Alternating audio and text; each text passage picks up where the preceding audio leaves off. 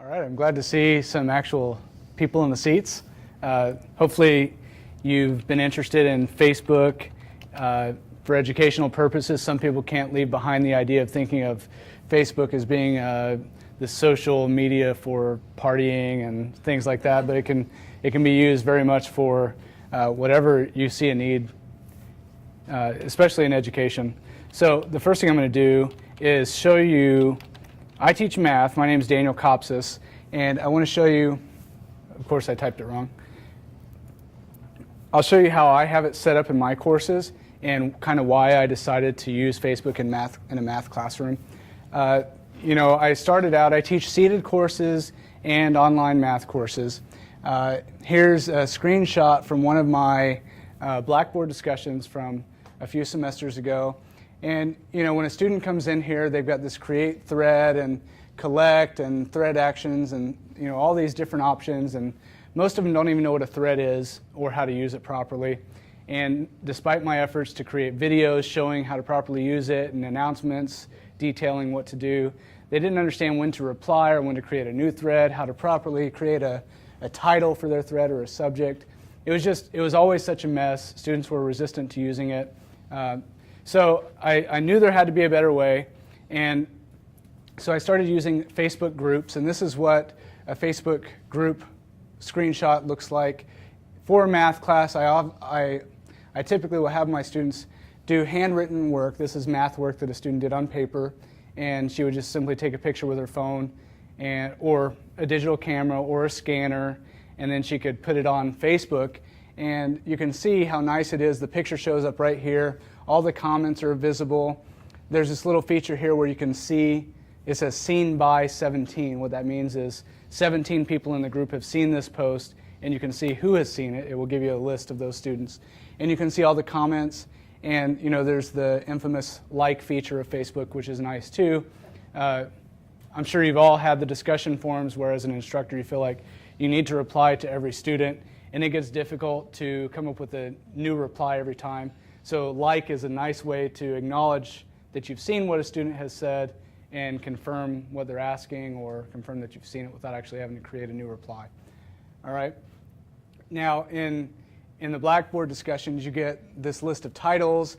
If you want to see a picture you have to go into the particular thread and start digging through it, whether it be a nested conversation or something much more complex.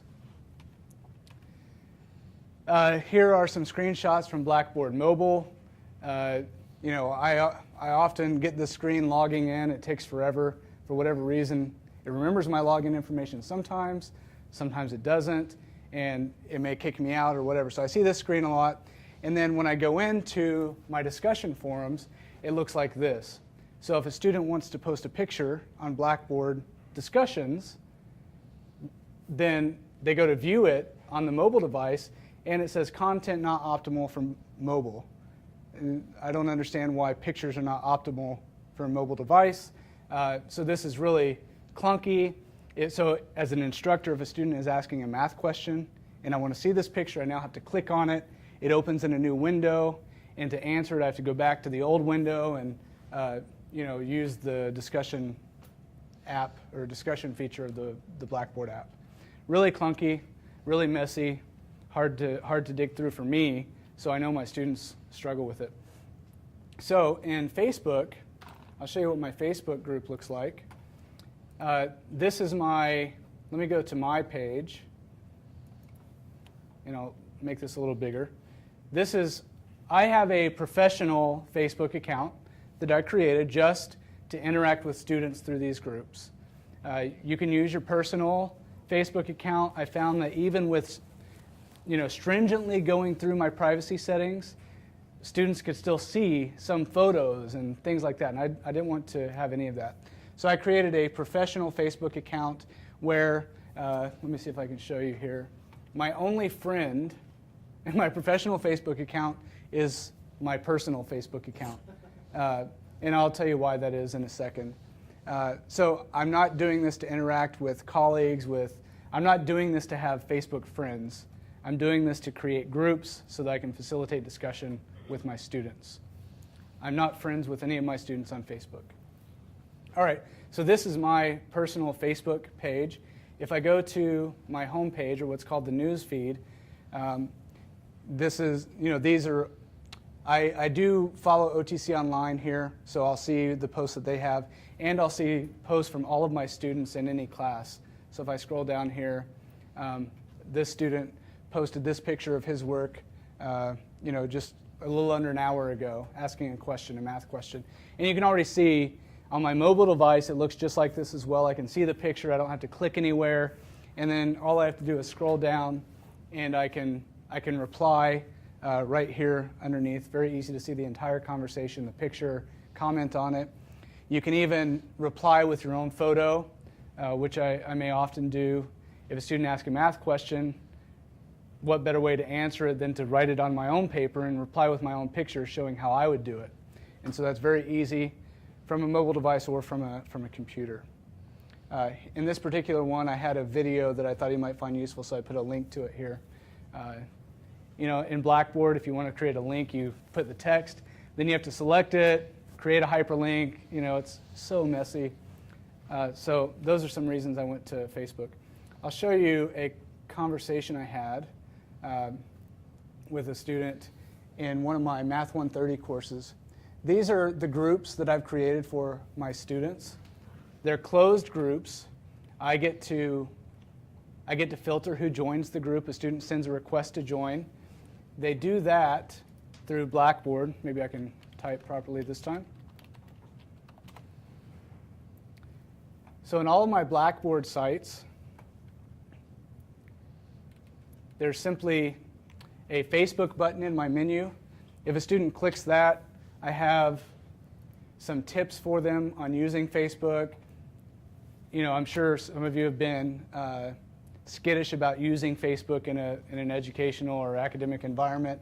So I created a PDF document that I make available to them, telling them how they can use it effectively if they're worried about people seeing any information, what settings to change, and things like that. So they've got that there, and then if they click on this link, it will take them to the Facebook page where they can request to join. So it's that simple.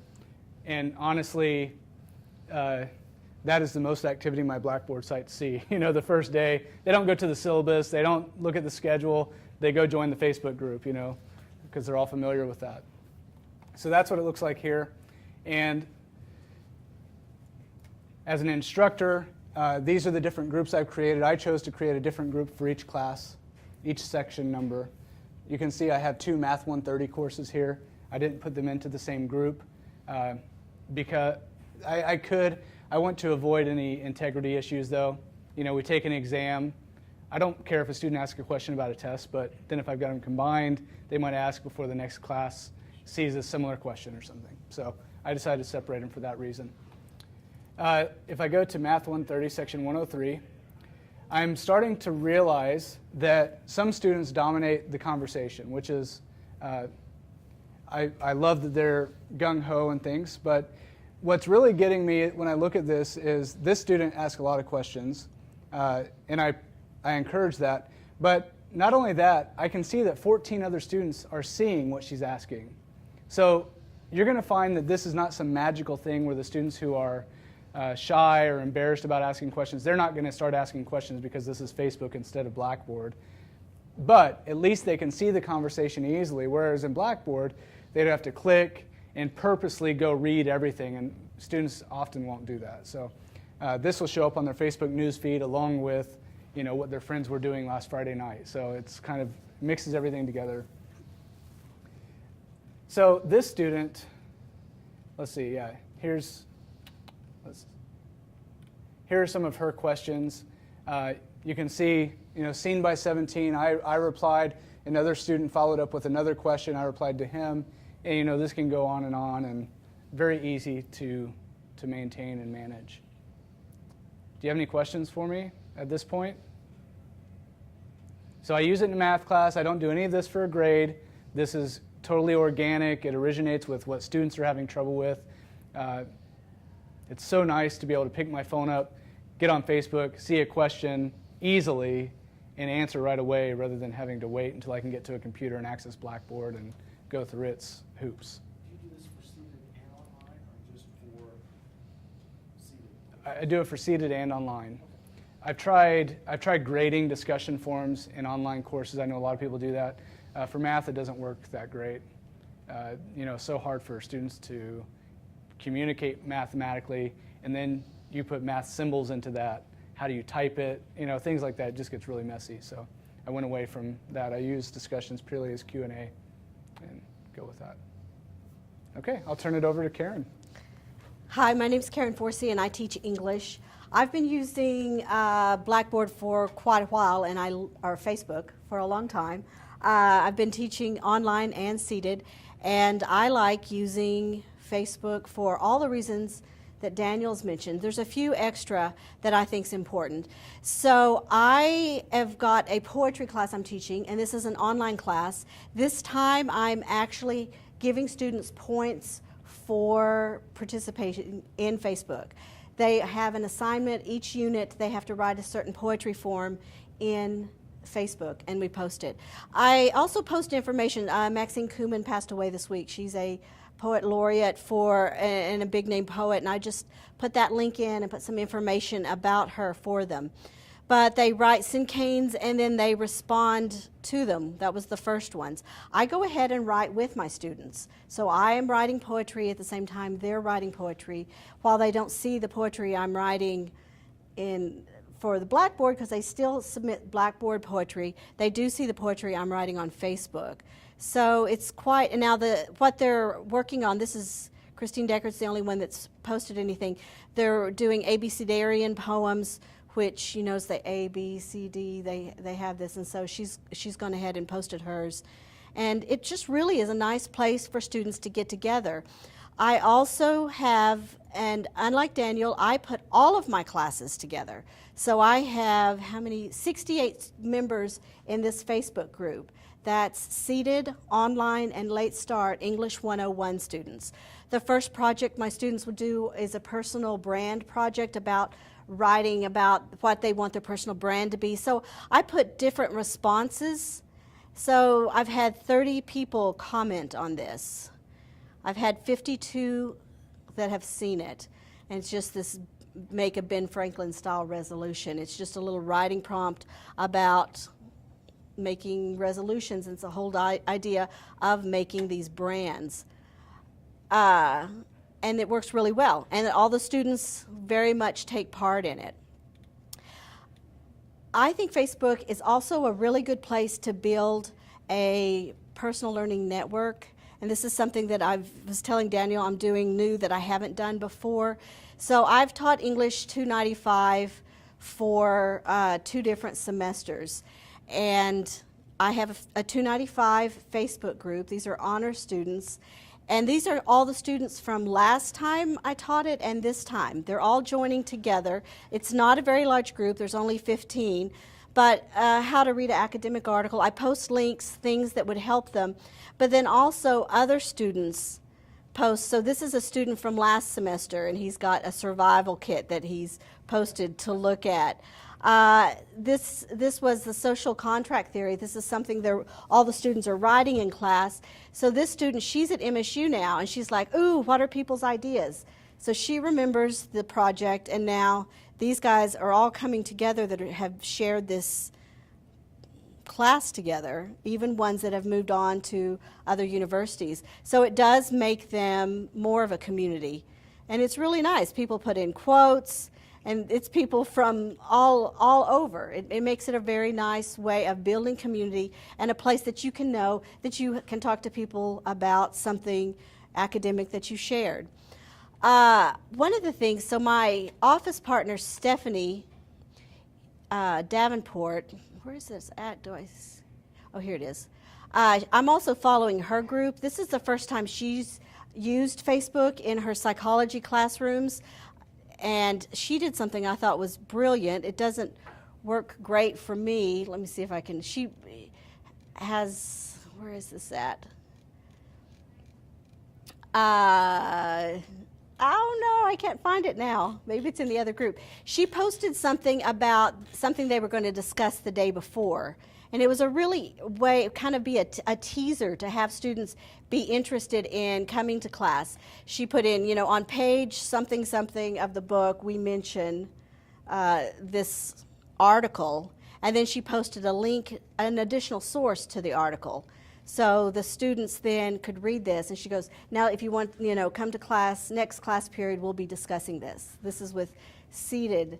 And students see this stuff right away. They respond to it so much quicker. Here it was. It's on this Phineas Gage. He put a pole through his head in 1848. So this is in on page 21 of your book. More in class tomorrow. So a great little tease. And so students had already read this, and they then come to class to hear more information about it. Students respond to Facebook so much quicker than they ever do discussion boards on Blackboard simply because of mobile devices. Blackboard's mobile device is just not as easy to navigate. I started using Facebook because I always had trouble with discussion boards. Students didn't know how to use Blackboard, or they just wouldn't respond. I didn't have to teach anyone how to use Facebook. Everyone has Facebook, or most, you know, the majority of my students do. They can put together a fake Facebook account if they want to. I have my groups open this time. I've closed them in the past, but I have kept them open this semester because I have so many classes and so many students going in to this. So you can close it. Now, I have kept a group. Usually I delete them. So at the end of 16 weeks, I tell them if they are not interested in getting involved in social media, this is only a 16-week commitment. At the end of the semester, I delete the group. I kept a group to show some interaction. This group, they would have questions about, you know, are we going to do the poetry test? And other students respond. I had 33 people see it. I don't even know if I responded to that because other students go in and answer it. So it has this class interaction, and this is for seated and online students. It's been the same with both groups. So it gives an interaction among students that I think is really great. Also, if they want to do, they have to do interviews in my classroom, or they have to do surveys, some of the writing components, and they can do them on Facebook. And then other people in other classes can respond and interact. I have an article that this is from EdTech Review about Facebook groups are better than discussion forums. And I think that they are. It's easier to cross-post, meaning that you can put videos or other linked articles in Facebook easier for students to see. And students can also put stuff out there, audio files, video files. It's free, so I think that's quite handy. And you have instant group notification, and also it's good for crowdsourcing, so you can put information out there and link it to other information, and students respond to it right away. Any questions? And I do friend my Facebook. My personal Facebook account is my professional account, and I do friend my students. I have students that post different things all the time. My Facebook account is my professional persona that I am willing to share with students outside of this class or the class. Go ahead. What was your question? Well, my question is, and you both can answer. So do you have any discussions then in Blackboard, or is Facebook like your Q&A also? Do you have a question and answer, or any kind of discussions in Blackboard? I do. I have it evenly divided. As many as I have in Facebook, I'll have the same amount on discussion board. And I've been doing that the same way for second year. This is the second spring. I don't use Blackboard discussions anymore. So it's all Facebook. I don't require my students to join Facebook either. So if a student wants to ask a math question that is not in the Facebook group, they can email me. And I tell them I'm not going to respond as quickly because I know the answer is not going to benefit as many people. So that's my last priority. I still do it in a timely manner, but so it's email or Facebook. I was going to mention earlier, I said I would tell you why I had to be friends with my personal account. When you create a Facebook group, it's kind of strange. To create the group, you have to add a friend to the group to get it started. So if you don't have any friends, you can't start a group. So I I add my personal Facebook account to the group, and then I delete it right away. I had my daughter-in-law, and then I delete it right away. So she always gets, she knows she gets these notifications that I'm starting these groups, and then as soon as some students get in, I just delete her out. So Something else, while Karen's got her page up, people have trouble figuring out how to create a group, and I know I did to start with. So on your Facebook page, over on the left, there's a create group, and that's where you use it. It's not out there easy to find, and this is what Karen was talking about, having the group open, closed, or secret. You've got different options there. The document I talked about earlier, giving students tips about settings and things like that, if you're interested in having that, I can email you the Word file or the PDF, whatever you prefer, and you could look through that and see if there's anything that would be useful. Daniel wrote is it the PDF on how to use Facebook? Daniel wrote a really lovely PDF instructional manual for using Facebook in the classroom. Okay, yeah, just Okay, we've got your names. yeah, So we'll just email. He can that'll email work. it. There's a few of you, few enough of you. So. Yeah. And you can go back in and change these settings after you have your group created. You can also go in and, so I've got 68 members. Whenever I have a student, if a student has dropped the class, you can just go in and drop them. You can add people and drop people in the group. It's also nice to see a student's picture with their name, and to see how they spell maybe an alternate name that they go by. And I don't know, I feel like I get to know my students so much better using Facebook. And What was the name of that article? I got the EdTech review. It's Are Facebook groups better than other discussion forums? Also, and I don't know if I have a Pinterest account that I just post educational articles, and I share it with Steph and yeah, there's 2 or 3 of us that are on it. If you want to be on it, I'd be happy to, and then we post different educational articles out there about mostly social media and using it in the classroom. I used Twitter for 2 semesters too, for the same purpose. It was more of a public atmosphere where hopefully other people would, you can use hashtags and things, and other people could reply to students, but it was not nearly as easy to navigate. Students used it, but you're limited to 140 characters and links to pictures as opposed to an inline picture, so I went away from that. The big thing that got me to Facebook, I'd been wanting to use it for a while, was the ability to put a photo into a comment. That feature was not there until last summer. Yes. And without that, discussing math again is very difficult. The ability to use photos for math makes a huge difference. So when they added that feature, it was a no-brainer for me to go. So you click that, and then you can click any image that you want to put into it. And it's really easy to take pictures from your phone and put it into Facebook. Yeah. Most students, I have a lot of students that will do that in another exercise that we work on. So are these, your classes, are they mostly above 100 level? Because I teach 040 math. And so that was why I asked earlier about the discussion, the Q&A, because I figured most of my students, they're to an age that they might not have a Facebook account. So that's why I thought, some might like the traditional Q&A, some might like the Facebook. I've used it in DevEd English and had no problem with it. In DevEd, I don't use it connected with any points. No point. So I make it something that's more for communication and less for actual point-driven work. Yeah, the lowest course I teach right now is Math 110. So, but most of them just jump right in and join, because I tell them the buttons in Blackboard, so they go there, they join, and the first day I have usually like 28, 29 out of 32 in the group.